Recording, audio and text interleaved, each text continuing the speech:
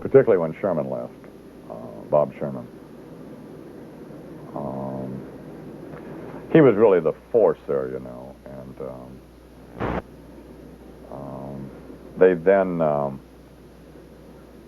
and Z100 came on the scene and started to kick our ass, you know, and we didn't really fight back, you know, there was no way to fight back. I thought with you in the morning, Howard Stern in the afternoon, it was great. It was going to be great, yeah, but, you know, they weren't going to put up with that. They weren't going to put up with Stern. They wouldn't put up with it today. They just weren't going to do it.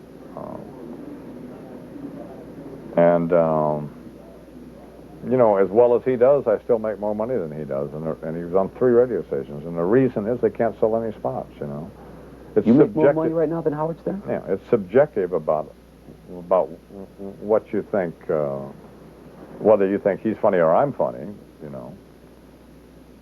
That really is not relevant. What is relevant is that American Airlines or United or Coca-Cola or McDonald's or I could, you know, go on with all the corporate sponsors, Mercedes and on and on and on, will advertise here and they won't there. So for whatever that, and I don't make any judgment about that because I'm the one buying the time. Are we recording? Okay. Imus in the morning here in the Kaufman Astoria screening room, or airplane hangar. The Cecil B. the man, a Hollywood homeboy. Good morning, Cecil. Good morning, Mr. Imus. What's happened, maybe? Well, Tom Cruise took the movie going public by thunderstorm this past weekend with the opening of his new film, Days of Thunder. He got the cruise control on and speeding towards the checkered flag of the summer movie box office race. Unfortunately, the other new release of the week, Ghost Dad, don't stand a ghost of a chance. No. The film, featuring TV giant Bill Cosby as a dead man, died miserably at the... Huh? The film, featuring TV giant Bill Cosby as a dead man, died miserably at the box office. And the inside dish has it that America's favorite TV dad is taking his on-screen role a little too seriously. Because after the disastrous critical reaction to the new film, Kaz tried to kill himself. In the world of music, the Paul McCartney I Have Almost As Much Money As God But My Ego Is Bigger tour makes its second East Coast stop next week at the Meadowlands. There's been quite a bit of negative reaction from the fans on this tour, not because of the slimy, money-grubbing, inane corporate sponsorship by Visa, but rather the insipid behavior of the onstage McCartney himself, where once his cuddly and cute persona sent his female fans into an orgasmic frenzy, the same personality traits on a man almost 50 years old come off looking lame and pathetic, leaving many concertgoers with the opinion that they shot the wrong Beatle. Now, wait a minute here, Cecil. The usual rumors of a Beatle reunion, by the way, were also quelled by the revelation that John Lennon is indeed, in fact, still dead. Come on. On the television front, Cablevision Sports Channel received a crushing blow this week when the pilot episode of Mad Dog Live, starring WFAN's Mad Dog Russo, failed to chart at all on the rating scale, causing some cable operators to assume the signal was down. A spokesperson for Sports Channel stated that this was the lowest rated show the network has ever aired, finishing behind the 2 all-time ratings lows, Jamaican bobsledding finals and the live Alaskan salmon racing. Elsewhere on the dial, the recent visit to Hollywood by Nelson Mandela proved to be a fruitful one, for the much-revered ex-political prisoner took a number of lunch meetings with the heads of the major studios and has all but signed a deal for the new ABC sitcom, Those Wacky Mandelas. The weekly series centers around the Mandela family's assimilation into American culture and their effect on the citizens of a small southern town. Some of the nutty episodes planned include Nelson coaches Little League, Winnie goes to the PTA fashion show, and Jesse Helms stops by unexpectedly the same night 2 Live Crew come to dinner. The electronic entertainment show in Las Vegas, a new video game system was unveiled. Are we going to keep going here until we get to something funny? So, is that kind of the plan here? You're going to like this because it's about you. Oh, okay. Yeah, you're going to laugh a lot at this. A new video game system was unveiled, bearing the name of popular morning radio host Don Imus. Don Tendo, as it is called, is an interactive computer game system which affords the player the ability to vicariously live the life of America's best-loved DJ. Some of the game cartridges previewed were Super Imus Brothers, a 2-player game where players assume the identities of Imus and his brother Fred, The Legend of Collins, a role-playing quest to find the secret hidden kitty litter box, and Macaroni Madness, where you run on a treadmill against the clock to prepare a wash tub of creamette pasta. Although not quite ready for mass production, the game will be released as soon as they iron out a few wrinkles, namely the ones at his neck. I don't think that's necessary, do you? No, that's tough. This will be the man, Don't even bother, we got to do it again. did a little piece of you kind of leave with NBC when NBC folded? Or you just didn't care at that point? No, I did care, but the people who were in charge of the radio station at the end were so hideously incompetent and had so little to do with any success that we'd ever had at NBC that I really didn't relate to them at all, and I didn't even talk to any of them. I remember the day I left. I walked out of there at noon on a Friday, and I never looked back, and I never went back. And I know they still have these little get-togethers, all of the people who were there at the end, and they did some kind of tribute, which they, in my mind, they had no right to do, and had people on the air, you know, in the final minutes of the life of WNBC that had no right to be doing that, and so I was really offended by the people who were there and the way they conducted themselves and the whole demise of that. So a lot of me, it affected me a lot more than I've even ever talked about, and I have not a lot to say about it now, except that it was really a traumatic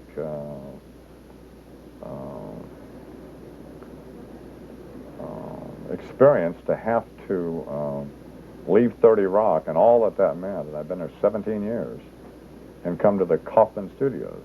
I mean, at that time, it just, you know. Let's talk about that. Let's talk about the present.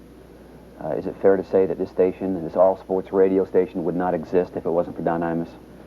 We never would have heard of Mike Francesa and Christopher Mad Dog Russo? Probably not, really.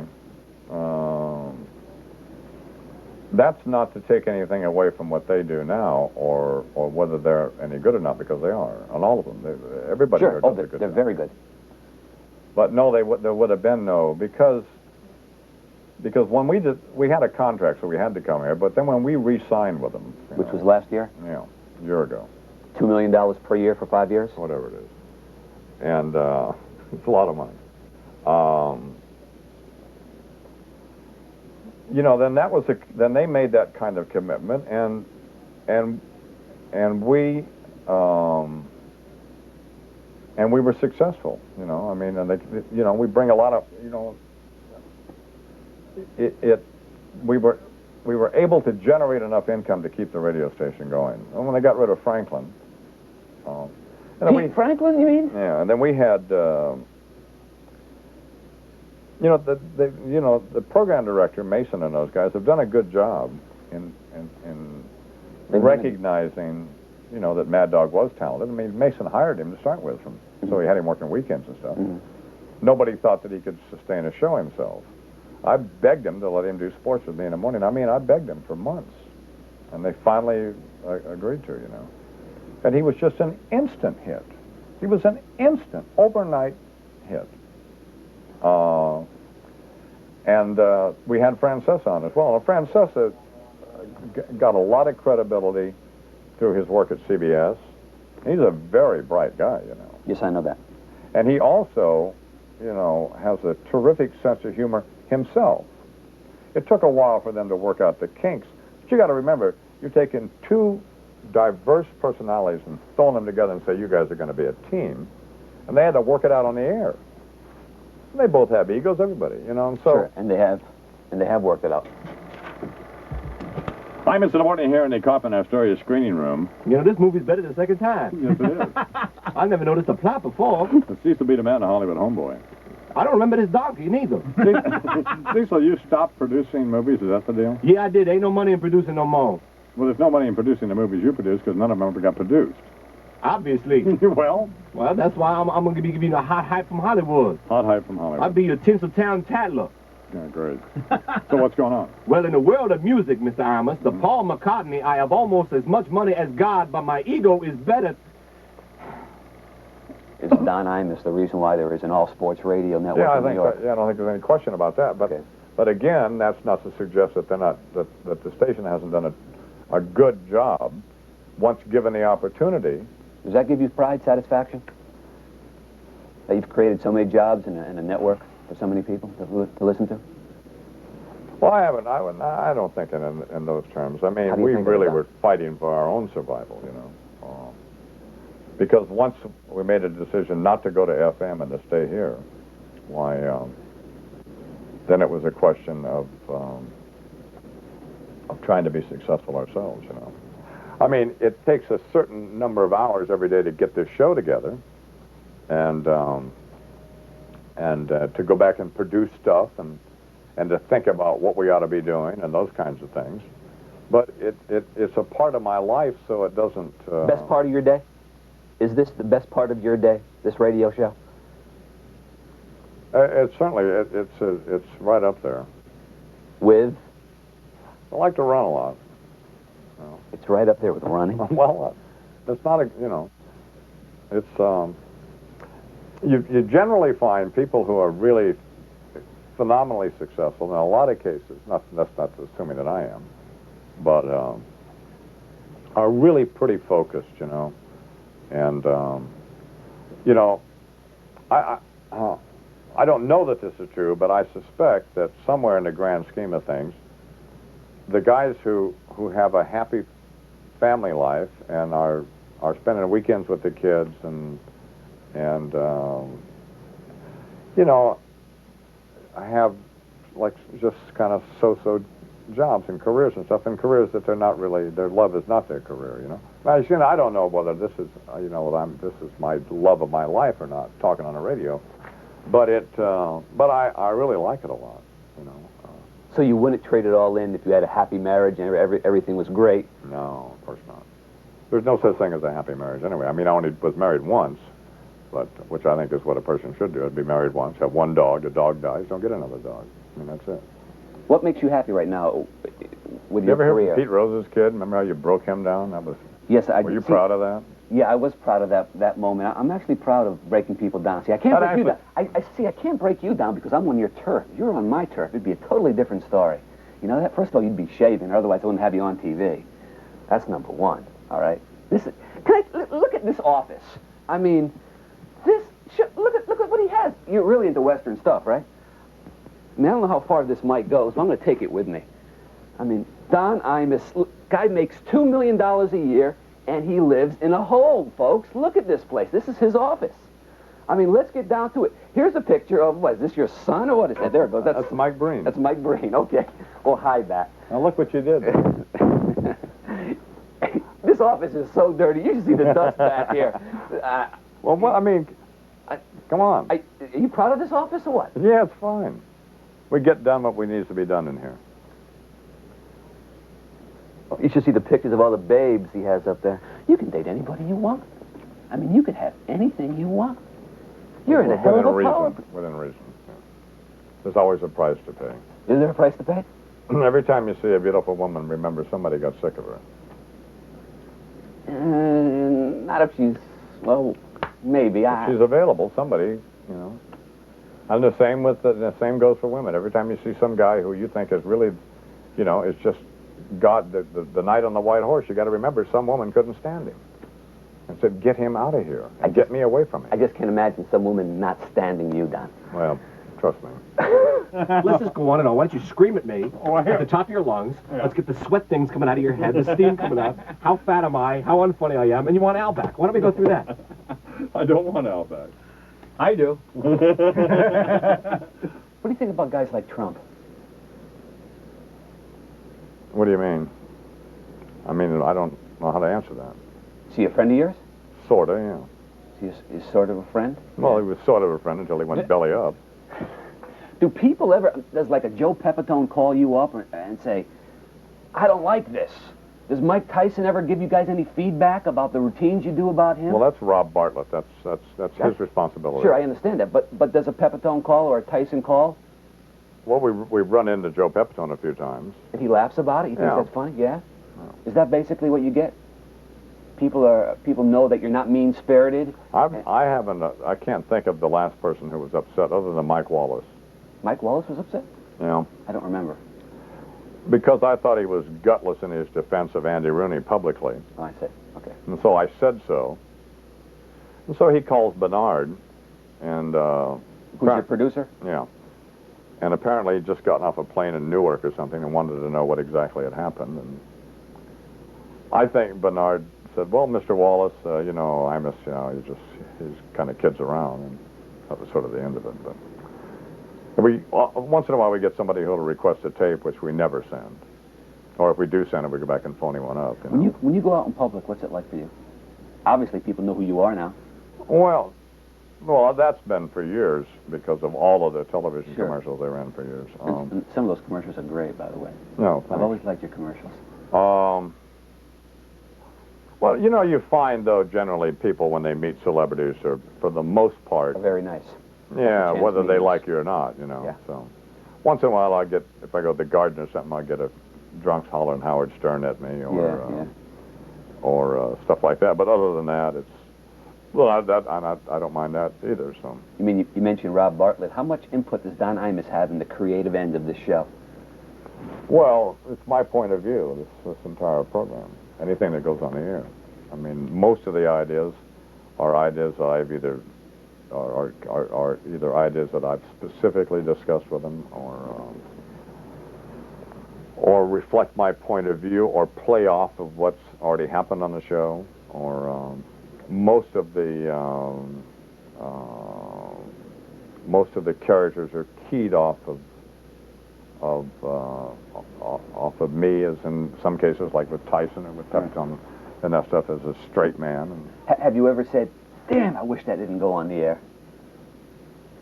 Wish I could take that back. Once in a while, yeah. Once in a while. Rarely, though, huh? Can you think Rarely, of yeah, when we really think about it. You know. Can you think of one offhand?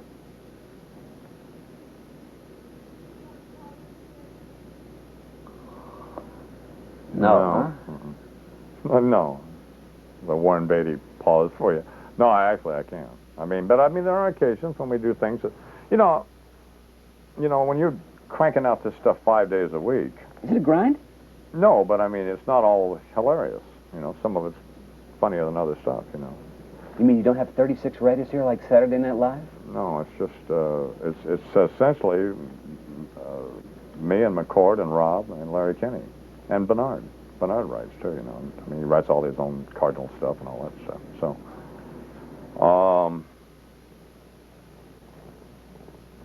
Rob writes all of his own stuff. Do you enjoy ranking on people? Do you like that? You call me bozo. Yeah, but here I am trying to be nice to you, and I do, but I that's don't. Just a part of you. He gets on the phone with me, folks, and he calls me, and every other word out of his mouth is F. F. Well, I thought your name was Frank, frankly. Yeah, that's right. You see, here's the thing. What's the thing? I don't like it if it actually makes somebody feel bad. You know, like I said something about Frank to Ford, and a friend of his told me, he said, you know, Frank was really hurt by that. Like, that's a good point. McCord had written an editorial, and we suggested that it was Frank to Ford, stating his position on, I forget what it was now. Maybe it was the philosophy of the National. I'm not sure. But it portrayed Frank as a bozo, you know, and a pretentious yuppie. Right. Which he's not. And Frank, you know, was upset by it. So, so that's not the point here, to try to make people feel bad, you know. There are certain people who deserve it, you know, the Steinbrenners of the world and those kinds of people who deserve to be hammered, you know. But for the most part, making fun of Greg Jeffries because he pouts or something, I don't want Greg Jeffries to get upset about it. It's not anything personal, you know. Or Bobby Ojeda whacking his finger off. There's nothing personal going on there, you know. So, and they're not bad people. You know, Steinbrenner's a bad person. You know, there are bad people around. Is Don Imus a bad person? No, not at all. No. So. Mad Dog? Yeah, turn the TV down. Turn the TV down. Turn the TV down. Yeah, Mad Dog? Yeah, Mad Dog? Turn the TV down. Turn the TV down. Mad Dog, this is Bill from Brooklyn. Go ahead, Bill. Yeah, what, is that a polo shirt you're wearing? Is that, what is that? Molly gave this to me. Oh, that's a great shirt. Thank you. thank you for the time. All right, bro. I appreciate getting to see your Rolex watch here. You should see his watch. What's that, about $20,000 right there, that watch? No, it's a cheap one. Is that a cheap one? Yeah. 10, I think. Is it? Oh, Maybe okay. it's more now. It still doesn't keep good time, by the way. There are not even any numbers on it, if you'll notice. That's right. No numbers. But my philosophy is... But it does keep the right day. It does say the second. If you wear one of these, you don't need to know what time it is. So, do you? That's true. I don't Like my brother doesn't even need to know what day of the week it is. He determines if it's Sunday if there's less traffic in El Paso than on other days. That's how he tells it's Sunday. So it's all relative.